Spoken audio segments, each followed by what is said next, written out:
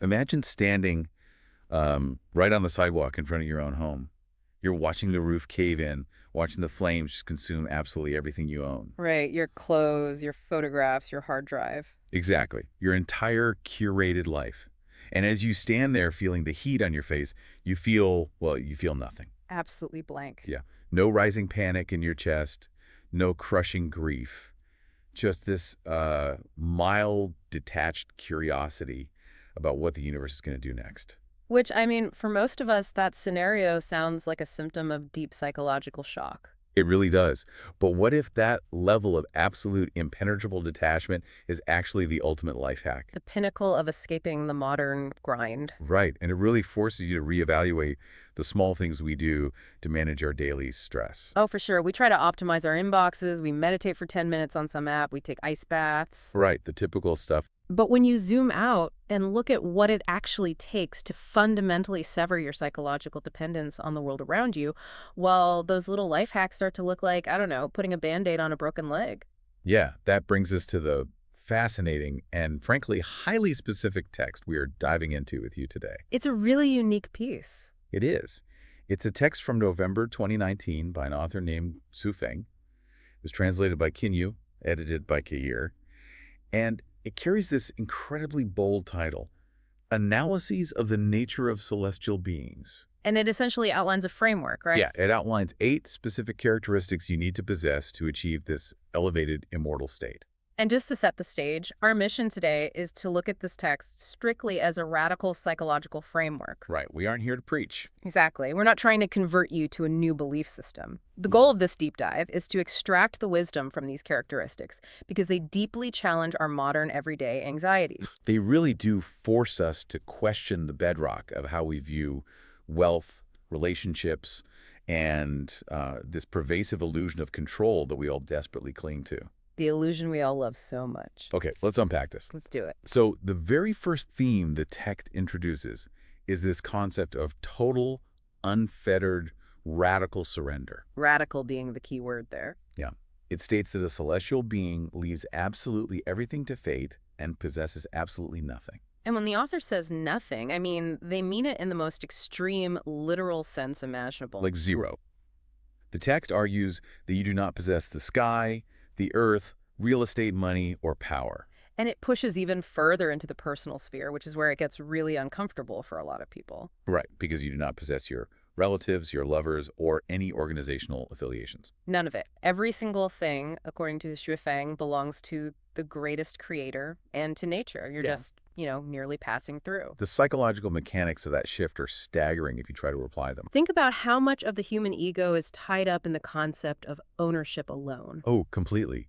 We define ourselves by the square footage of our homes, the title on our business cards, even the accomplishments of our kids. Exactly. And by stripping all of that away, the author is describing a state of being where you are completely unburdened by the maintenance of an identity. And the contrasts the text uses to illustrate this unburdened state are wild. I mean, really vivid. Yeah. It says a celestial being is completely unbothered whether they are living in a 5-star hotel or a thatched house. Which is quite the lead. Right. Whether they are eating rare delicacies from the land and sea or, and this is a direct quote, genetically modified coarse bread.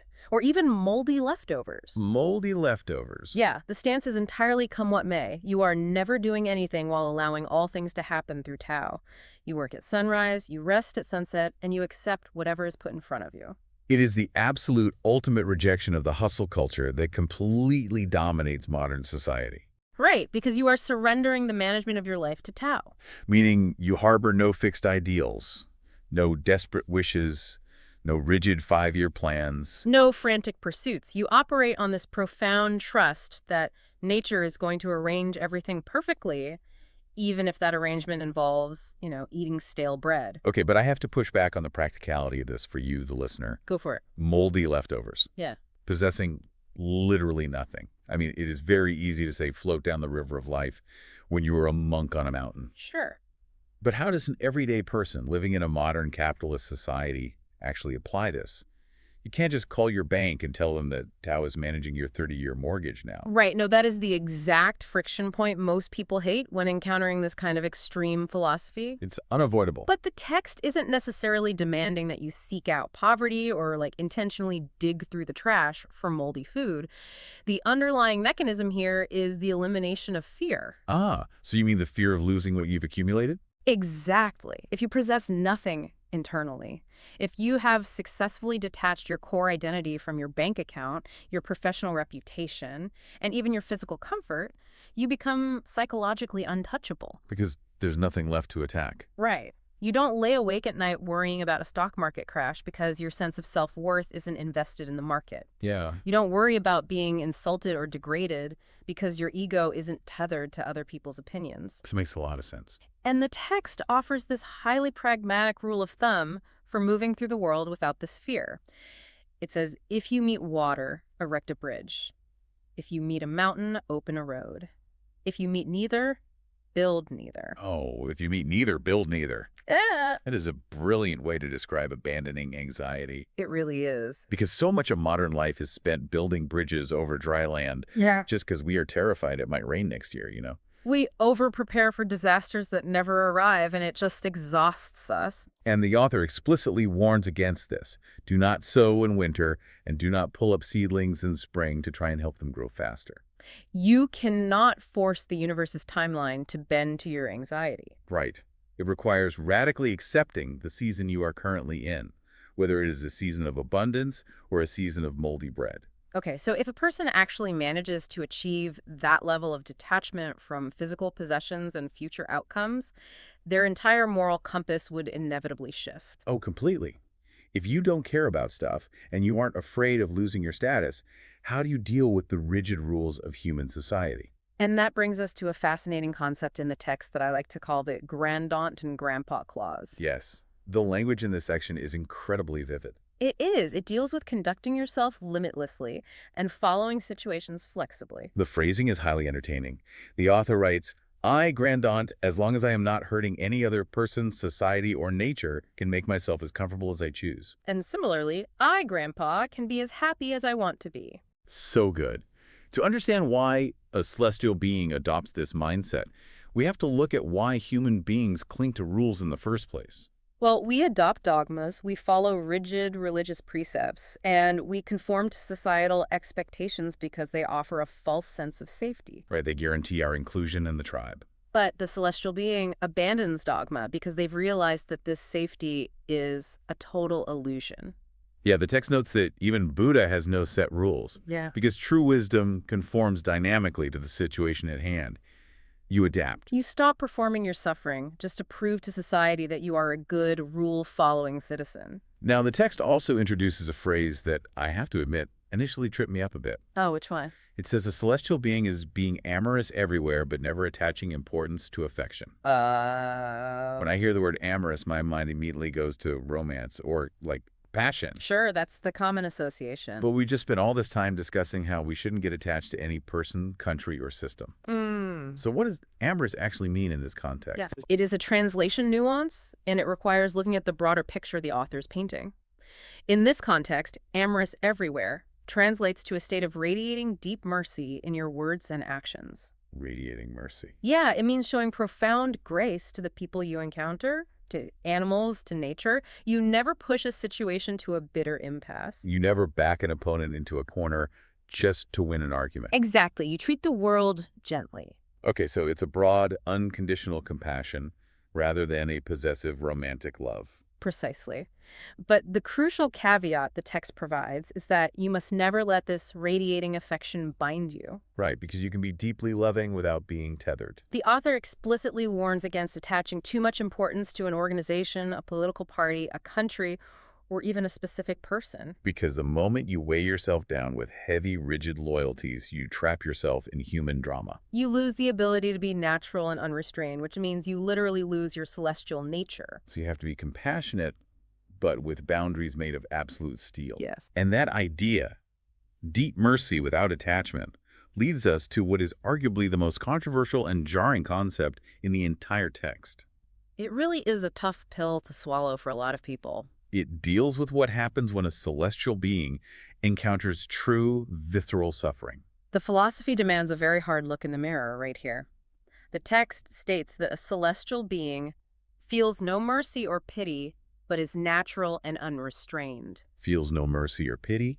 And the author uses brutal, vivid examples from nature to illustrate this, right? Yeah, the text talks about watching cats catching mice, lions tearing apart antelopes, eagles scooping up rabbits, and mantises attacking cicadas. It acknowledges that these sights are violent and sad, but then it asks, well, what are you actually going to do about it? The author is challenging the reader's ego. Can you stop the eagle from eating the rabbit? Obviously not. Do you genuinely believe you have a better arrangement for the ecosystem than nature does? No. But to fully understand the coldness of this stance, we really need to bring in some vital context about the author and the organization mentioned in the text, Lifechanyuan. That context is key. Yeah, Shuofeng and the Lifechanyuan community essentially view themselves as having pointed out a great way to heaven. They believe they created a literal paradise mode for humanity to follow, a utopian way of living. But as the text notes, the broader public wouldn't listen. They rejected it. Right.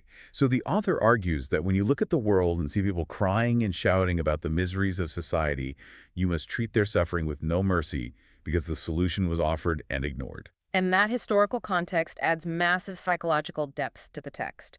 It frames this lack of pity not as sociopathy, but as the ultimate form of boundary setting. I have to push back hard on this for anyone listening who values empathy, though. I expected you might. It sounds incredibly cold. If you see someone suffering, even if they made a mistake, or even if it's just the cruelty of the natural world, isn't it our fundamental human duty to feel pity? Are celestial beings just completely apathetic observers watching the world burn? It feels very abrasive, I know, especially in a modern culture that places a huge premium on demonstrating empathy. Very true.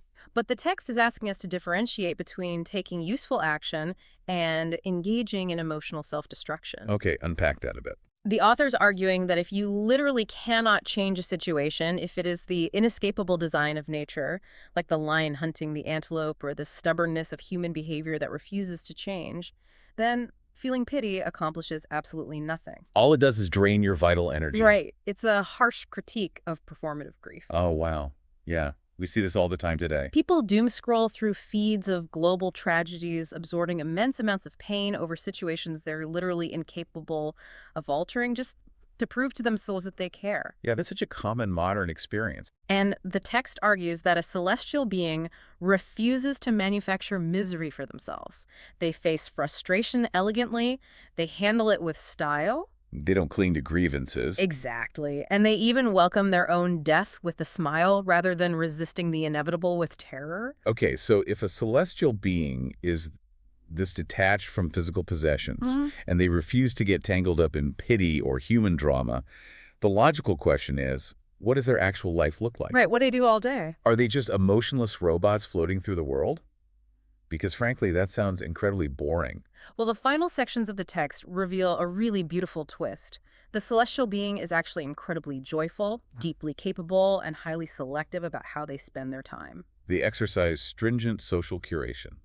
The text says they neither contend nor argue, but walk with celestials. They refuse to compete for wealth, power, or fame.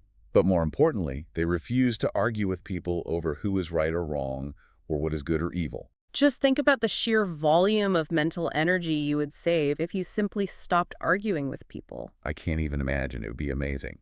The text emphasizes that celestial beings only surround themselves with positive, optimistic, open-minded individuals. They strictly avoid anyone who whines, complains, is overly ambitious, or, and this is a fantastic phrase, people who are sanctimonious, prim, and do not know how to play. A celestial being must know how to play. That's non-negotiable. The text describes them as having an elegant demeanor, which means they surpass the basic bread-and-milk survival mindset to truly enjoy art. They appreciate music, chess, calligraphy, poetry, and flowers. And here is the crucial anchor that keeps this entire philosophy from floating away into total delusion. They aren't just delicate artists dreaming in a garden. No, not at all. The text insists that they possess hardcore survival skills. The author is very specific about this. They must have the intelligence and practical competence to independently solve their own eating, clothing, housing, sickness, and aging problems. Which is huge. If I'm connecting the dots between all these characteristics, a celestial being is essentially the ultimate off-the-grid survivalist who also happens to throw the most delightful, drama-free dinner parties. That's a perfect analogy. That off-the-grid capability is exactly what grounds the whole philosophy. Because true immortality, or celestial nature, in Shui Feng's framework, requires immense practical competence. You can only afford to be truly unfettered. You can only be that generous, humorous, and relaxed if you actually know how to take care of your own basic needs. Because the moment you are entirely dependent on a massive bureaucratic system for your food and shelter, you will inevitably have to argue with that system. You will have to compromise your peace to meet its demands. Your survival becomes tethered to the human drama. Exactly. But if you have those practical skills, you are genuinely free. And when you're truly free from fear and dependence, the text says you talk cheerfully and humorously. Your presence makes the people around you feel like bathing in the sunshine, or as if spring suddenly arrived in one night. You become a gift to others precisely because you need nothing from them. As if spring suddenly arrived in one night. That is a stunning aesthetic goal to aim for. Let's synthesize this journey for you listening.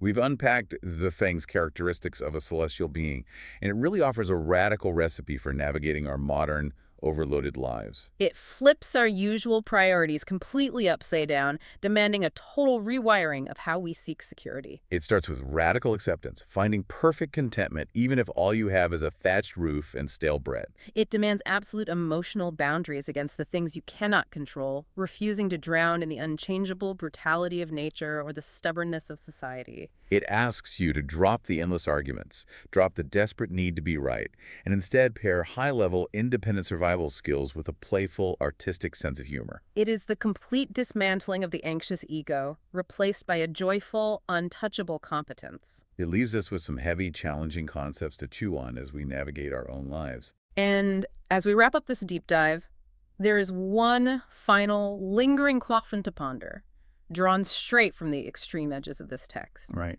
We've explored the immense peace and sunshine that comes from this level of detachment. But if becoming a celestial being requires letting go of absolutely all earthly attachments to your country, to your organizations, to your burning desire to change the world for the better, and even to your most beloved family and friends, is the ultimate state of freedom actually indistinguishable from total indifference? Oh, wow. And if so, is that a trade-off you would be willing to make? Freedom or indifference? That is a heavy thought to sit with on your commute tomorrow. Thank you for joining us on this deep dive. Keep questioning the rigid rules you live by. Keep looking for the bridge when you meet the water, and we will catch you next time.